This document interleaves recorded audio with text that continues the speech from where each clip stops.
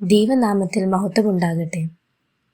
നോമ്പുകാലം എന്ന ഈ യാത്രയിലൂടെ നാം സഞ്ചരിക്കുമ്പോൾ നോമ്പ് നമ്മെ ഓർമ്മിപ്പിക്കുന്നത് മഹത്വത്തിൻ്റെ യഥാർത്ഥ അർത്ഥത്തെക്കുറിച്ചാണ്. നമ്മുടെ ജീവിതത്തെക്കുറിച്ച് ചിന്തിക്കാനും നമ്മുടെ പാപങ്ങളെക്കുറിച്ച് അനുദപിക്കാനും യേശുവിനെ അനുഗമിക്കാനുള്ള നമ്മുടെ പ്രതിബദ്ധത പുതുക്കാനുമുള്ള ഒരു അവസരമാണ് ഈ 40 ദിവസത്തെ യാത്ര. ഇന്നത്തേക്ക് നിശ്ചയിച്ചിരിക്കപ്പെട്ട വേദവാക്യം വിശുദ്ധ മർക്കോസ് എഴുതിയ സുവിശേഷം 9-ാം അധ്യായം 35-ാം വാക്യം. Gospel according to Saint Mark, chapter 9, verse 35. ഈ വാക്യത്തിൽ ആസ്പദമായി എടുത്തിരിക്കുന്ന ചിന്ത സേവനത്തിൻ്റെയും ത്യാഗത്തിൻ്റെയും ഒരു യാത്ര, A journey of service and sacrifice. നമ്മുടെ ലോകത്ത് വിജയം പലപ്പോഴും സമ്പത്ത്, ശക്തി, പദവി എന്നിവയാൽ അളക്കപ്പെടുന്നു. ഏറ്റവും മികച്ചവരാകാനും കൂടുതൽ നേടാനും വിജയത്തിൻ്റെ പടികൾ കയറാനും നമ്മെ നിരന്തരം പ്രേരിപ്പിക്കുന്നു. എന്നാൽ യേശുക്രിസ്തു നമ്മളോട് പറയുന്നത് മറ്റൊന്നാണ്. ഒരുവൻ മുമ്പനാകുവാൻ ഇച്ഛിച്ചാൽ അവൻ എല്ലാവരിലും ഒടുക്കത്തവനും എല്ലാവർക്കും ശുശ്രൂഷകനും ആകണമെന്ന്. മഹത്വത്തെക്കുറിച്ച് നമ്മുടെ ധാരണയെ വെല്ലുവിളിക്കുന്ന ഒരു വേദവാക്യമാണിത്. ദൈവരാജ്യത്തിൽ മഹത്വം എന്നത് ഉയർന്ന പദവിയോ സ്ഥാനമോ നേടുന്നതിനെക്കുറിച്ചല്ല, മറിച്ച് മറ്റുള്ളവരെ സേവിക്കുന്നതിനെ കുറിച്ചാണ്.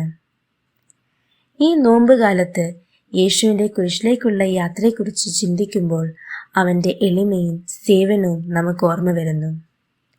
അവൻ ഭൂമിയിലേക്ക് വന്നത് ഒരു രാജാവോ യജമാനനോ ആകാനല്ല, മറിച്ച് മറ്റുള്ളവരെ സേവിക്കാനും അനേകർക്ക് മോചനദ്രവ്യമായി തൻ്റെ ജീവൻ നൽകാനുമാണ്. അവൻ്റെ കാൽച്ചുവടുകൾ പിന്തുടരാൻ അവൻ നമ്മെ വിളിക്കുന്നു. മുന്നിൽ നിൽക്കാൻ പലപ്പോഴും നമ്മെ പ്രേരിപ്പിക്കുന്ന ഈ ലോകത്തിൽ യേശു നമ്മളോട് പറയുന്നത് അവസാനമായിരിക്കുക എന്നതാണ്. ഇതാണ് ദൈവത്തിൻ്റെ തലക്കീഴായ രാജ്യം, ദ അപ്സൈഡ് ഡൗൺ കിങ്ഡം.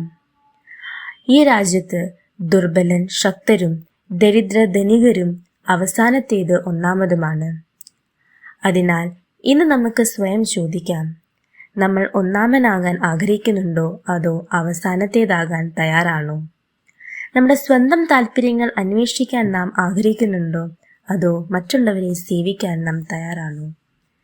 നമ്മുടെ നോമ്പുകാല യാത്ര തുടരുമ്പോൾ യേശുവിനെ അനുഗമിക്കുക എന്നാൽ മറ്റുള്ളവരെ സേവിക്കുക എന്നതാണെന്ന് നമുക്ക് ഓർമ്മിക്കാം. അതിനർത്ഥം അവരുടെ ആവശ്യങ്ങൾ നമ്മുടെ സ്വന്തം ആവശ്യങ്ങൾക്ക് മുമ്പായി വയ്ക്കുകയും അവരുടെ നന്മ അന്വേഷിക്കുകയും ചെയ്യുക എന്നതാണ്. ഈ നോമ്പുകാലത്ത് നമ്മുടെ ജീവിതത്തെയും മുൻഗണനകളെയും കുറിച്ച് ചിന്തിക്കാൻ നമുക്ക് സമയമെടുക്കാം.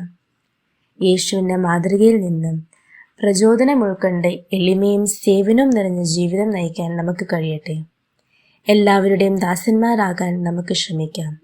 അങ്ങനെ ചെയ്യുമ്പോൾ ദൈവത്തിൻ്റെ രാജ്യത്തിൽ നമുക്ക് യഥാർത്ഥ മഹത്വം കാണുവാനായി ഇടയാകും. ഈ നോമ്പുകാല യാത്രയിൽ ദൈവം നമ്മൾ ഓരോരുത്തരെയും സഹായിക്കട്ടെ, ശക്തിപ്പെടുത്തട്ടെ എന്ന് പ്രാർത്ഥിക്കുന്നു.